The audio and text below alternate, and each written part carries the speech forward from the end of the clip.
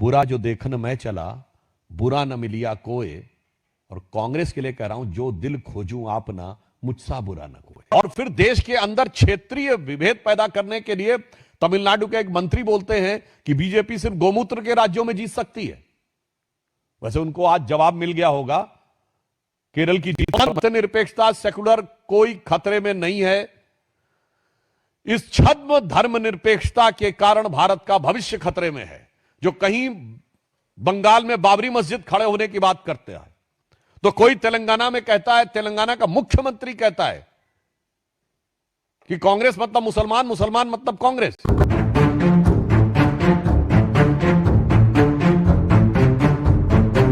आज हम सब के लिए, भारतीय जनता पार्टी के लिए और राष्ट्रीय जनतांत्रिक गठबंधन एनडीए के लिए एक बहुत ऐतिहासिक और अभूतपूर्व दिन है, जब केरल नगर निगम के चुनावों में केरल की राजधानी तिरुवनंतपुरम में भारतीय जनता पार्टी और एनडीए ने बहुमत प्राप्त कर लिया है।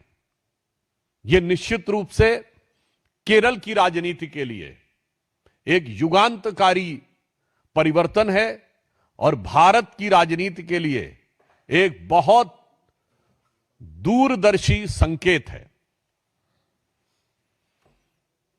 केरल में सिर्फ इतना ही नहीं है, एर्नाकुलम जिले में मुनम्मम क्षेत्र में जो ईसाई बाहुल्य है, वहां भी भारतीय जनता पार्टी ने शानदार जीत हासिल की है।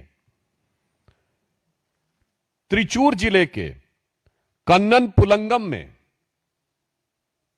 भारतीय जनता पार्टी की, उस मुस्लिम बाहुल्य क्षेत्र में भारतीय जनता पार्टी की प्रत्याशी मुमताज ने कांग्रेस के प्रत्याशी को हराया है। जिस कुशलता, दक्षता और निष्ठा के साथ भाजपा और एनडीए आगे बढ़ रही है, उसका भौगोलिक विस्तार अब नई ऊंचाइयों को छू रहा है।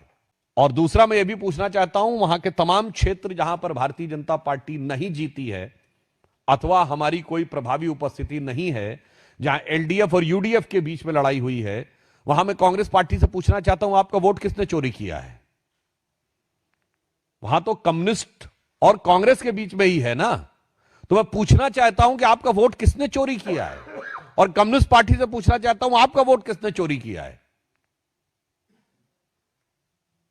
अतः यह भी ये संकेत दे रहा है, इस केरल के नगर निगम चुनावों का यह भी एक अर्थ है कि किस प्रकार से जो भ्रम फैलाया जाता था वो भी साफ है, और यह दो मुही राजनीति को देश के किसी भी प्रदेश की जनता स्वीकार नहीं करती। इसके अतिरिक्त एक बहुत गंभीर और बहुत गहन विषय है, तमिलनाडु की सरकार के द्वारा जो कुछ किया जा रहा है। थिरुपरान कुंदरम मंदिर में जो दीपम उत्सव चलता था, जो बहुत पुराने समय से ब्रिटिश काल से सेटल्ड था, 1920 में इस विषय को लेकर लोग न्यायालय में गए। 1923 में उसका जजमेंट आ गया। 1931 में प्रिवी काउंसिल का भी जजमेंट आया, और केवल दरगाह के आसपास के क्षेत्र को छोड़कर समस्त पहाड़ी का क्षेत्र देवस्थानम को दिया गया। और इसके बाद another case regarding a pillar was filed in 1994, and in that case also a judgment came in 1996 in favor of the same process to be continued. Then the thing was continuing till 2014. यह व्यवस्था 2014 से चल रही थी। फिर यह stand लिया गया कि हाई कोर्ट ने कुछ टेक्निकल रीजंस के आधार के ऊपर उस विषय को रोका। अब जब हाई कोर्ट ने परमिशन दे दी है दोबारा, उसके बाद तमिलनाडु सरकार का जो रवैया है, यह भारत के लोकतांत्रिक और पंथ निरपेक्ष चरित्र के ऊपर गहरा आघात है।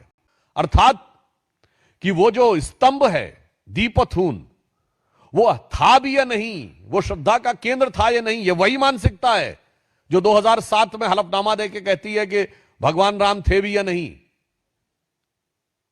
और न्यायालय का निर्णय आने के बाद उसे पालन न करना, मैं पूछना चाहता हूं, संविधान खतरे में है कि नहीं?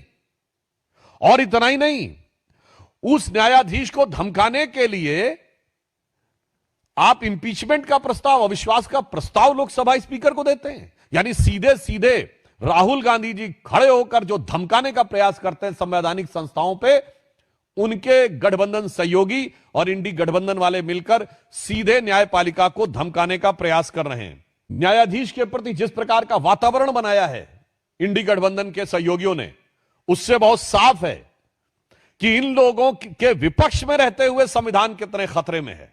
कोलत्तूर गांव पेरम्बूर जिले में भी ऐसी ही घटना 2-3 साल पहले हो चुकी है, जहां पर कि सरकार का रवैया पूरी तरीके से बायस था। इसी तमिलनाडु में याद करिए, वक्फ बोर्ड ने पूरा का पूरा एक गांव क्लेम कर दिया था, जो गांव 1500 साल पुराना मंदिर है, जहां पर अर्थात इस्लाम के भारत में आने से पहले से भी है। यह सब कुछ जो हो रहा है, यह कोई वोट के लिए किया जा रहा कार्य नहीं है, यह भारत की अस्मिता पर आघात है। पंथ निरपेक्षता, सेकुलर कोई खतरे में नहीं है। इस छद्म धर्म निरपेक्षता के कारण भारत का भविष्य खतरे में है।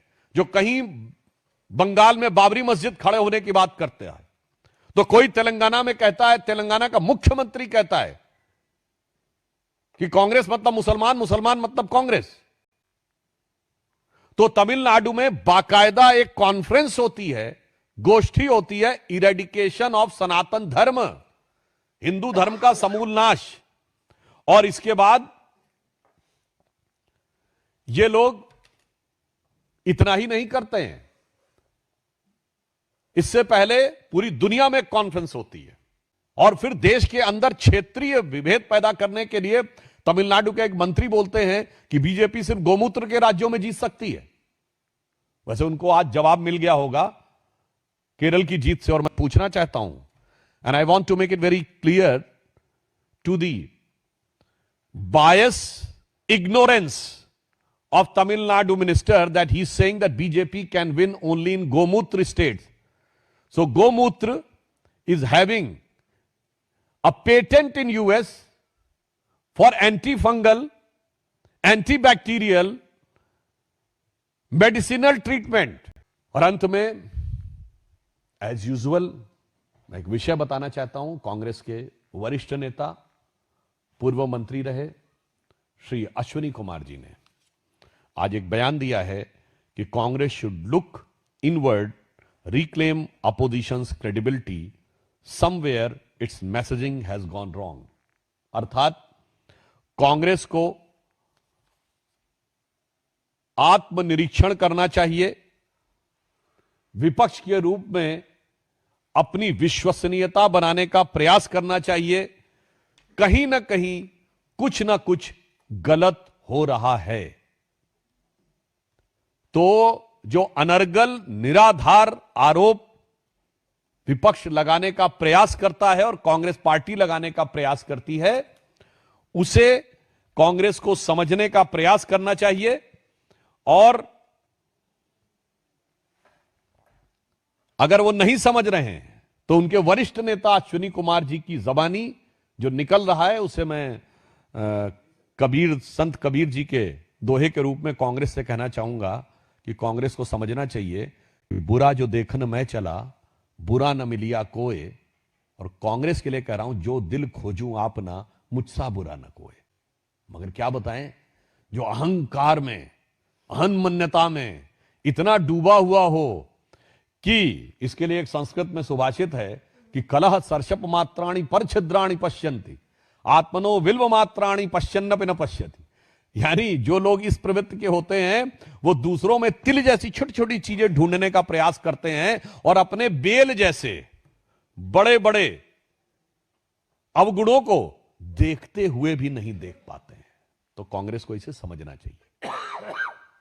और अंत में मैं कहना चाहूंगा कि माननीय प्रधानमंत्री जी ने भी केरल की इस युगांतकारी घटना पर भारतीय जनता पार्टी, एनडीए को, केरल की इकाई को बहुत बहुत बधाई दी है।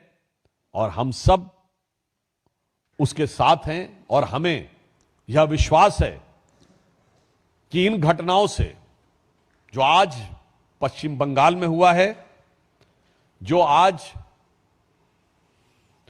प्रधानमंत्री जी ने एक्स पर पोस्ट करते हुए लिखा है, my gratitude to the people across Kerala who voted for BJP and NDA candidates in local body polls in the state. Kerala is fed up of UDF and LDF. They see NDA as the only option that can deliver the good government and building a Viksit Keralam with opportunities for all. और हम ये कह सकते हैं जो आज बंगाल में हुआ है, जो हरकतें और कारस्तानी तमिलनाडु की हैं, और जो नई आशा का दीप बुझाने का प्रयास तमिलनाडु में हुआ है और नया दीप केरल में जगा है, निश्चित रूप से आगामी वर्ष में होने वाले चुनावों में यह भारत की राजनीति में एक बड़े परिवर्तन का पूर्वाभास है. जैसे अगर कहूं कि आंधियां उठने लगी, अब ज्वार होना चाहिए, स्वरों में क्रंदन नहीं हुंकार होना चाहिए.